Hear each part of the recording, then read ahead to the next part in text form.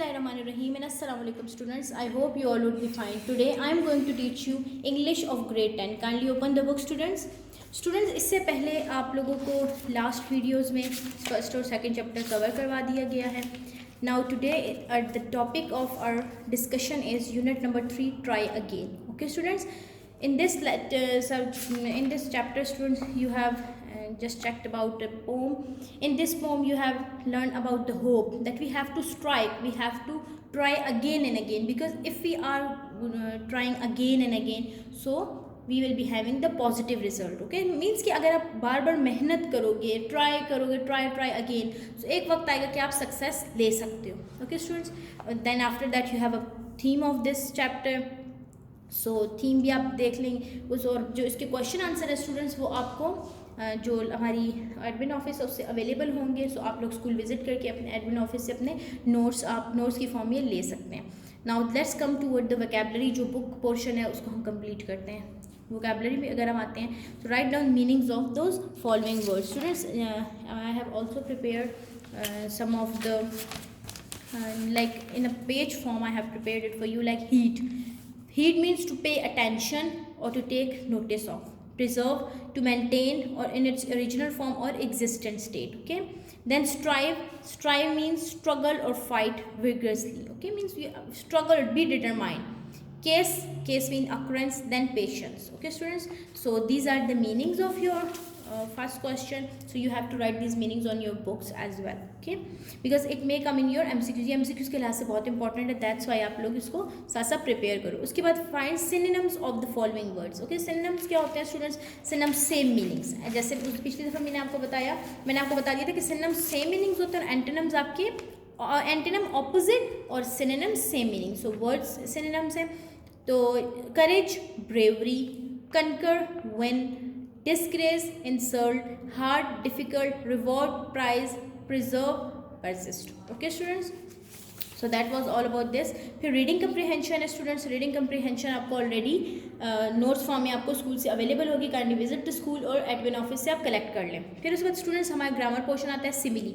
What is simile? Simile students a figure of speech जिसमें हम दो चीज़ों को कंपेयर करते हैं by means of as. Okay, so a figure of speech in which two अपेरली unlike things are explicitly compared usually in a phrase introduced by like or as. So we are using like and as words. Okay, so be careful कि आप like और as words इसमें use कर रहे हैं.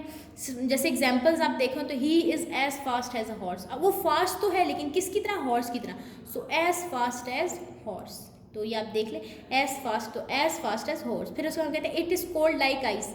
So दो words जब भी आएंगे as और like तो ये आपके similes होंगे. Okay, now come to the next page students.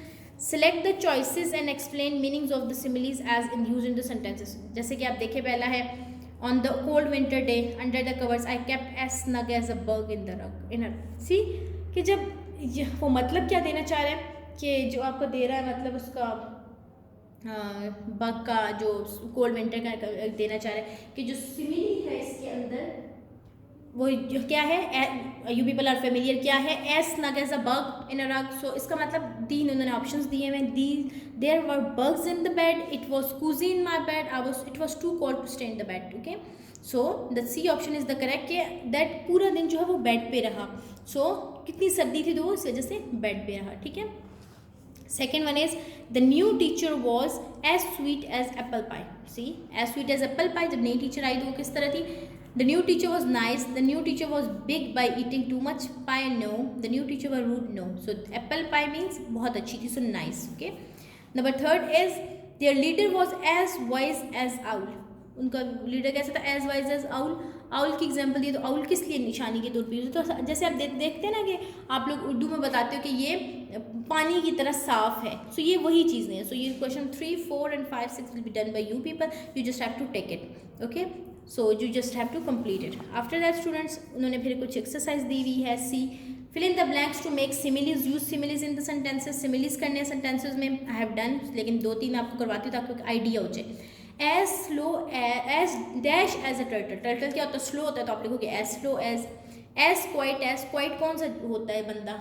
बंदा हो सकता है इसमें, बंदा लाइक देखें बंदे की अगर मैं बात कर रही हूँ ना तो उसमें जैसे Cinderella, as pretty as Cinderella, तो आप वो दे सकते हो। इधर क्वाइट की बात आ रही है तो क्वाइट मोस्टली इंसान तो नहीं हो सकता, तो आप यहाँ डोग, डो जो होती है आपको पता है सिंबल ऑफ क्वाइट है, तो इसलिए इसको यूज़ किया। As black as crowd, as tall as giant, as bitter as a lemon, as sweet as honey. Okay, now comes to the students alliteration, ये बहुत इंपॉर्टेंट चीज़ है। What is alliteration? Okay, repetition of the same sounds or same kind of words at the beginning of the words or in stressed syllable. Like देखें example, repetition होती है same sounds की, जैसे she sales by the सी शोर। सी यहाँ पे आपको she sales by the सी शोर, so you have to just move to the pome. Question is कि आपने पोम से ढूंढ के लिखने।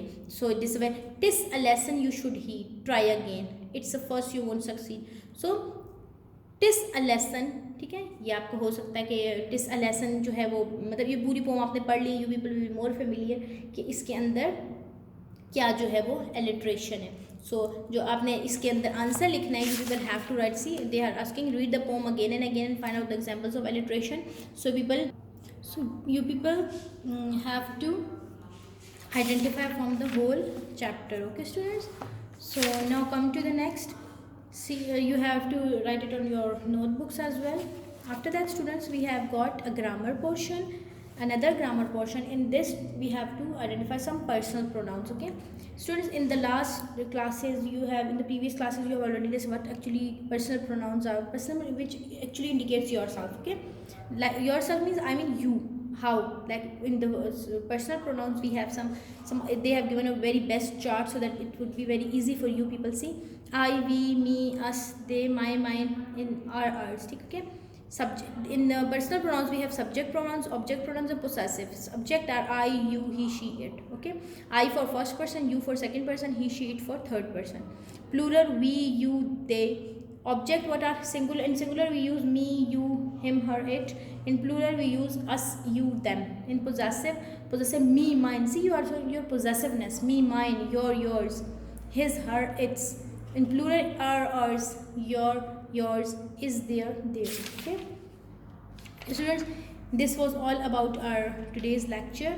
एंड आप लोग जो है इसकी जो क्वेश्चन आंसर है वो आप आके स्कूल के प्रेमिसेस से, स्कूल के जो प्रेमिसेस में आपके एडमिन ऑफिस है उधर से आके आप ले सकते हैं और अपना वर्क साथ साथ कंप्लीट करें और साथ साथ अपने सारे काम को रिवाइज करते जाएं ताकि स्टूडेंट्स कल को जब आपके टेस्ट वगैरह हो ईजिली उसमें प्रिपेयर हो सकें। टिल देन स्टूडेंट्स अपना बहुत ख्याल रखिएगा, पढ़ते रहिएगा। अल्लाह हाफ़िज़।